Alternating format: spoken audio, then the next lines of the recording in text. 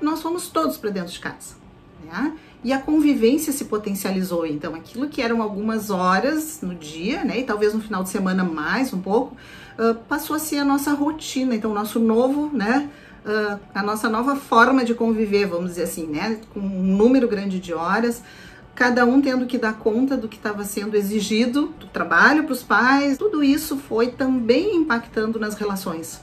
Foi no nosso cotidiano, na nossa rotina, na nossa sensação de controle e no como a gente estava lidando com isso. Realmente o tempo de pandemia nos apresentou grandes desafios, né? Um deles, o aumento do tempo juntos, né? O tempo do convívio em casa, e isso exige, né? E tem exigido, exigiu e tem exigido muita paciência para esse convívio, né? Estar perto tanto tempo, de fato, demanda muita paciência. Eu já trabalhava em home office e tive meu trabalho invadido por todos eles. Ou seja, a gente está no lugar onde eu trabalho e hoje acontecem as aulas e o Sidney também trabalha.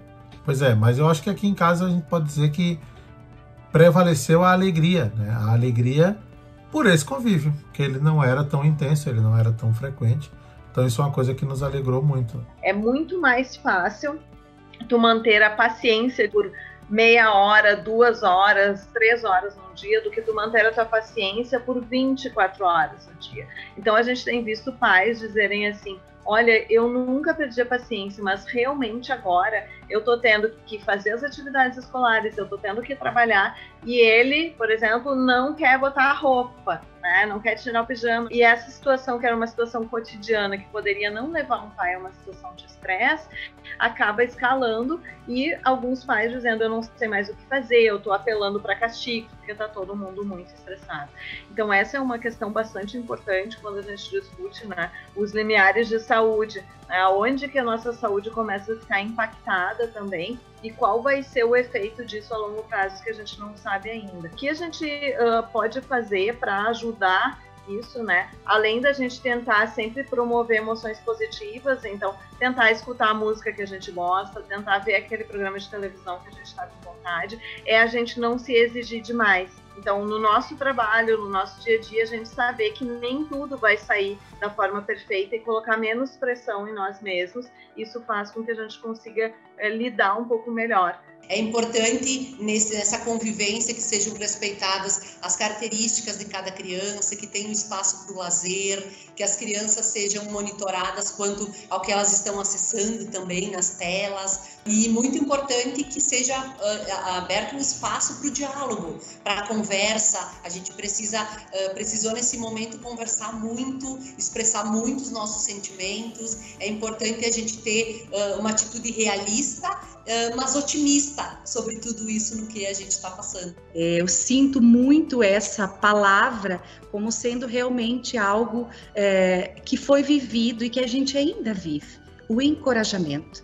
Encorajar esse estudante, né, esse filho, enfim, a perceber que o que nós estamos vivendo é desafiador, mas acima de tudo que a gente tem condições de superar isso tudo, desde que a gente possa olhar com transparência, né, a gente não omitir as situações, mas ao mesmo tempo não perder a fé e a esperança. A quebra da rotina é algo que é muito impactante para nós, qualquer que seja a nossa faixa etária, né? Por quê?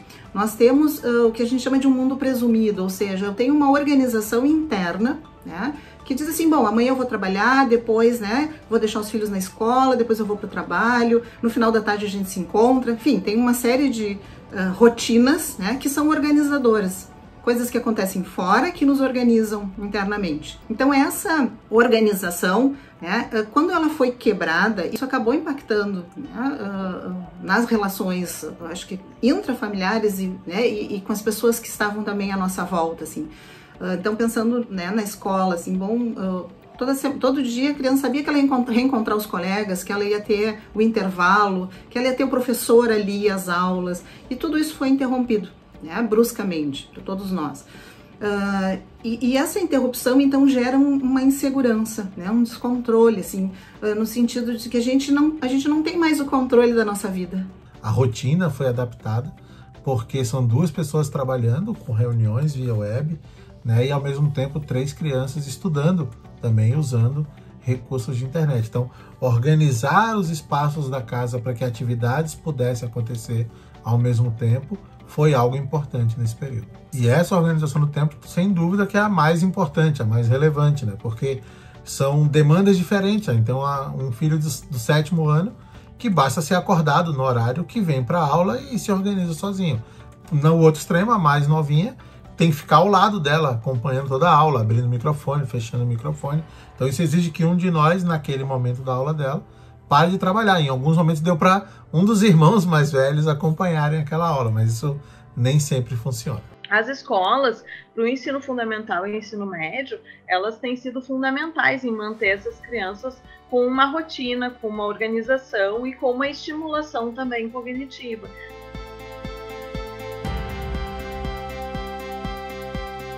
Nesse período, a escola foi muito importante para que as crianças tivessem algum senso de normalidade. Apesar de não ser a mesma coisa do que a aula presencial na escola que eles vivenciavam, né? Ter alguma atividade rotineira, com compromissos, com entregas, né? Com cronograma, foi muito importante, porque todo o resto estava paralisado, digamos assim, todo o resto estava numa situação muito atípica, né? Então, conseguir ali aquela referência de compromissos diários, com entregas dos trabalhos, foi realmente algo muito importante, até mesmo para a saúde mental deles. Em especial nós, pais, que criamos uma expectativa com relação ao aprendizado dos nossos filhos, passamos a lidar com o medo de que eles estão perdendo.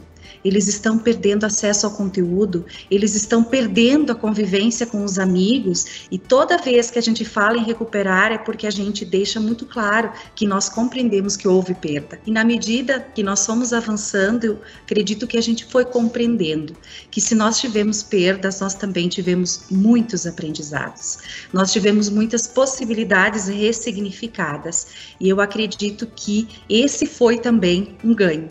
A compreensão da perda, mas ao mesmo tempo o ressignificar esses movimentos e ganhar na convivência, ganhar no tempo de estar perto, ganhar também no conforto de estar com os nossos filhos na nossa casa, ganhar tempo para olhar para coisas que a gente antes não olhava. A escola, ela permaneceu viva, né? Ela transpôs os muros, o físico, e entrou na casa de cada família. E aí, na casa de cada família, o papel principal da escola foi de escuta, de acolhida, né? De muito diálogo, de conversar muito com as famílias, com as crianças, respeitando o contexto de cada família, respeitando o contexto de cada criança.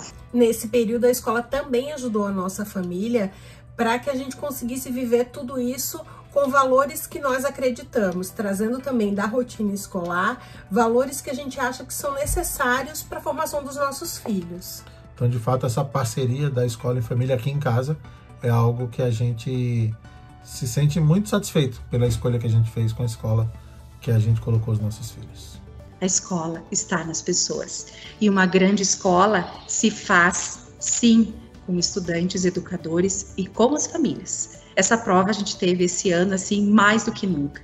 Então, realmente, um contexto de escola, e principalmente nós, né, que temos isso muito presente enquanto marista, de nos reconhecermos enquanto uma grande família, esse ano a gente viveu isso muito, muito presente, e com certeza vai levar isso para tudo aquilo que nós formos vivermos.